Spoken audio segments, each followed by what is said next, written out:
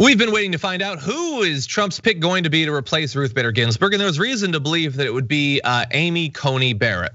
But in a surprising twist, he has picked Amy Coney Barrett, sparking a chorus of outrage from Democrats and progressive groups who warned her confirmation could shift the court to one that would dismantle the ACA and work to preserve the Trump agenda for decades to come. So we know quite a bit about her because she was one of the names that was bandied about the last time around, actually. So you need to know that she's called Roe v. Wade a framework of abortion on demand. She's openly opposed the ACA. She critiqued the Supreme Court's decision to uphold the individual mandate. She was paid by an anti-LGBTQ hate group to deliver a lecture, and on and on and on. She is the Christian right wing's wet dream of a Supreme Court justice who will do what they want, overturn Roe v. Wade, among other things. That's who we sort of expected he was gonna go for, and that is indeed who he picked, Francesca. Yeah, and the, Ruth is barely in the ground, barely, just barely. Wow, they had the decency to wait less than a day. And now basically her nemesis, her complete opposite, right? A woman who I think others have said walked through the doors that Ruth Bader Ginsburg opened, right? A woman, Ruth Bader Ginsburg, who fought for equal pay. Ruth Bader Ginsburg, who fought for women to be able to own property in their name and credit cards, et cetera, whatever, all the rights that now Amy Coney Barrett apparently doesn't stand for now that she's gotten to the Supreme Court. And according to a speech that she gave for a commencement speech, the point of her law degree is to, serve the kingdom of God? Yikes, yikes.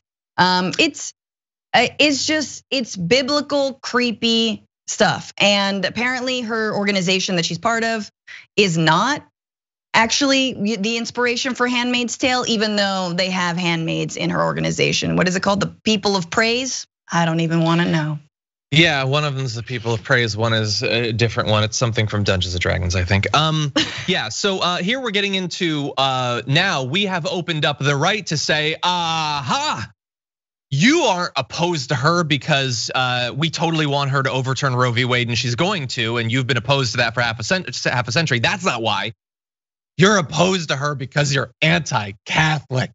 And here's the thing, as a person who was raised half Roman Catholic, allow me to say that Roman Catholics are crazy, but the other half is Lutheran. They're crazy too. I got news for you. I'm an atheist. I love you all. You're all crazy in different ways and to different degrees. It's all kind of crazy to me. The anti-Catholic thing is such BS. I mean, Biden, like the idea that the opposition is based off of that just doesn't make any sense whatsoever. No, it's based on what she's going to do, what she's being picked to do. The other stuff is like flavor text on that. And it's weird and it's creepy, but it could be for any number of different religious persuasions. I don't care about that. I care about what she's actually going to do. And so she's also been called, it's also called anti-woman if you criticize her, which again is the right's favorite game of feminism only applies to us and not to you. What is feminism anyway? I don't understand. No, feminism is working for equal rights, and reproductive rights are absolutely part of women's equal rights.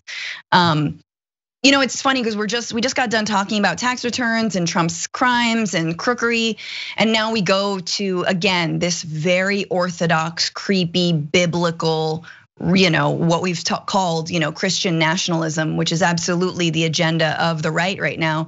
And I just think Russia, I'm not trying to red bait or get into any of that. It's not about anti-Russia, but look at the way that Russia has these pillars of the Orthodox Church and kleptocracy and these kleptocrats and oligarchs. It's beautiful. I don't want to be Russia. I'm sorry. Don't want it.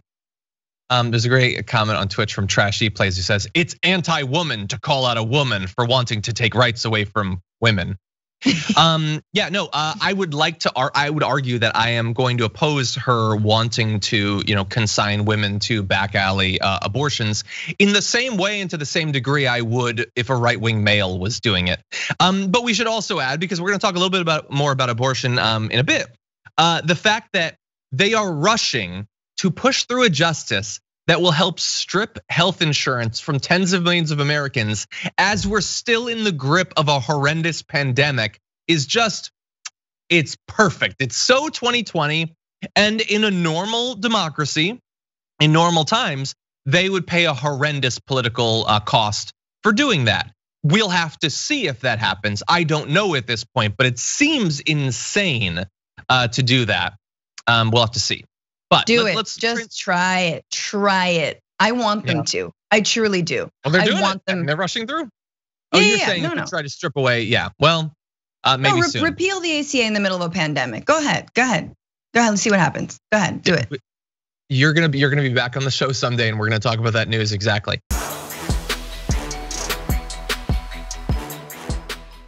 For more political news breakdowns, interviews, stories of activism, and me trying my hardest to care about the occasional big celebrity news story, subscribe to our YouTube channel at youtube.com/The Damage Report. And you can ring the bell wherever it is so you don't miss anything.